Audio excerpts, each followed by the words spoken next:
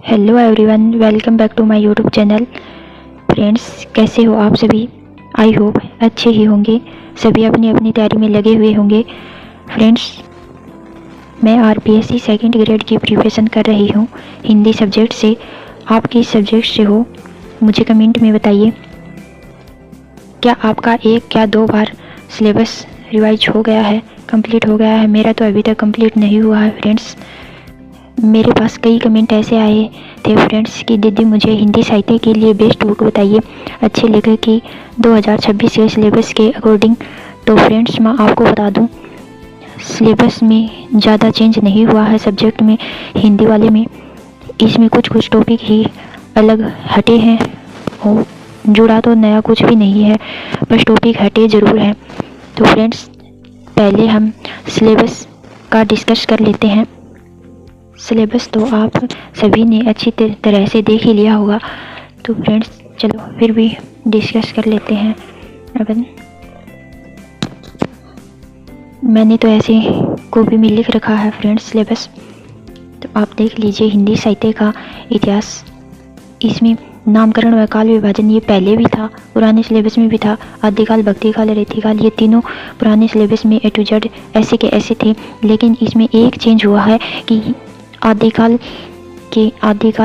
के साथ में फिर काव्य धाराएं, प्रमुख प्रवृत्तियां, रचनाएं व रचनाकार ऐसे करके दे रखा था। इसमें अब की बार इसने आदिकाल, भक्तिकाल, रीतिकाल तीनों को ऐसे करके दे दिया, काव्य धाराएं, प्रमुख प्रवृत्तियां, रचनाएं व रचनाकार। इसका मतलब यह हुआ कि इन तीनों का मतलब आदिकाल की काव्य धाराएं, प्रमुख प्रवृत्तियां, रचना व रचनाकार पढ़ने हैं, और भक्ति काल की भी काव्य धाराएं, प्रमुख प्रवृत्तियां, रचनाएं व रचनाकार पढ़नी है, और रीतिकाल की भी। इस तरह इन तीनों की ये एक जगह ही दे दिया। और फिर हिंदी साहित्य का इतिहास आधुनिक काल में, इसमें पद्य के भाग में ये भारतेंदु युग, द्विवेदी युग, छायावाद, छायोत्तर युग की प्रमुख प्रवृत्तियां, रचनाएं व रचनाकार। इसमें ये छायावादोत्तर नाम एक चेंज किया है, और बाकी पढ़ना हमें होगा वही है। छायावादोत्तर में प्रगतिवाद, प्रयोगवाद ये पढ़ना है, और इसके बाद आधा पार्ट आगे भी है। पद्य का भाग देख लिया हमने। गद्य का ये है कहानी, उपन्यास, नाटक, निबंध की प्रमुख प्रवृत्तियां, रचनाएं व रचनाकार। इसमें कुछ भी चेंज नहीं हुआ है फ्रेंड्स। इसमें संस्मरण टॉपिक था ना, अपना वो हटा है, और कुछ भी चेंज नहीं हुआ है। और हिंदी भाषा का उद्भव और विकास ये पहले भी था और अब भी है। हिंदी व उसकी बोलियां ये पहले भी थी और अब भी हैं।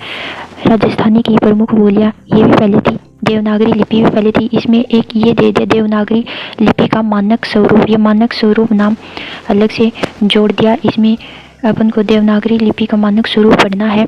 तो ये हुई सिलेबस की बात। तो मैं आपको बता दूं, सिलेबस चेंज हुआ है ऐसा सोचकर अपन को ज़्यादा टेंशन लेने की बात नहीं है फ्रेंड्स। सिलेबस हिंदी साहित्य में वो का वही है, कुछ ज़्यादा चेंज नहीं हुआ। आपको मैंने बता ही दिया कितना क्या हुआ है। तो इसके लिए बेस्ट बुक पहले वाली भी पढ़ सकते हैं आप।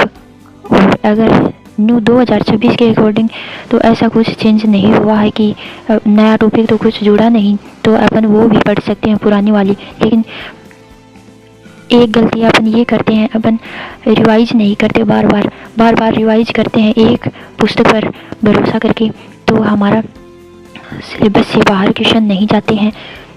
चलो फिर भी मैं आपको बेस्ट बुक के बारे में बता देती हूँ फ्रेंड्स। हिंदी साहित्य की बेस्ट बुक है। सबसे पहले हम ये बुक पढ़ना स्टार्ट करेंगे, इससे हमारा अच्छा तैयारी होगी। 11 से 12 क्लास की बुक आती है फ्रेंड्स, एनसीईआरटी आरबीएससी की, वो पढ़ेंगे। इससे हमारी नींव मजबूत होगी। और आदिकाल, भक्तिकाल, रीतिकाल ये सभी दे रखे हैं इसमें, आप पढ़ लीजिए। इसके बाद हम गोविंद पांडे,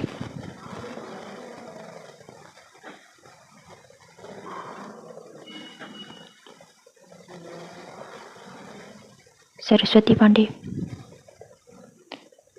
गोविंद पांडे, सरस्वती पांडे की बुक आती है, लेकिन ये वन लाइनर आती है फ्रेंड्स। प्रैक्टिस के लिए ये बुक बहुत अच्छी है। इसके बाद भी अपन एक बुक और देखें तो भागीरथ सर की आती है, ये बुक आप पढ़ लीजिए। ये बुक सबसे पहले पढ़िए, लेकिन आप इससे आपकी नींव मजबूत होगी और तैयारी के लिए बेस्ट रहती है। इसके बाद आप वन लाइनर ये पढ़ लेना। इससे क्वेश्चन बाहर जाने की संभावना कम ही रहती है, हो जाती है लगभग तैयारी। और अगर ज़्यादा आप डीपली पढ़ना चाहें तो भागीरथ सर की बुक आती है, वो पढ़ लीजिए। तो अगर ये वीडियो आपको पसंद आया हो तो मेरे चैनल को सब्सक्राइब कीजिए फ्रेंड्स, और ऐसी ही इन्फॉर्मेशन लेने के लिए चैनल से जुड़े रहिए और अपनी तैयारी में लगे रहिए। अपना बेस्ट देने की कोशिश करना फ्रेंड्स। मैं भी अपनी तैयारी ऐसे ही करती हूँ इन्हीं पुस्तकों से, तो आप भी अपनी तैयारी को मजबूत बनाए रखना। Thank you.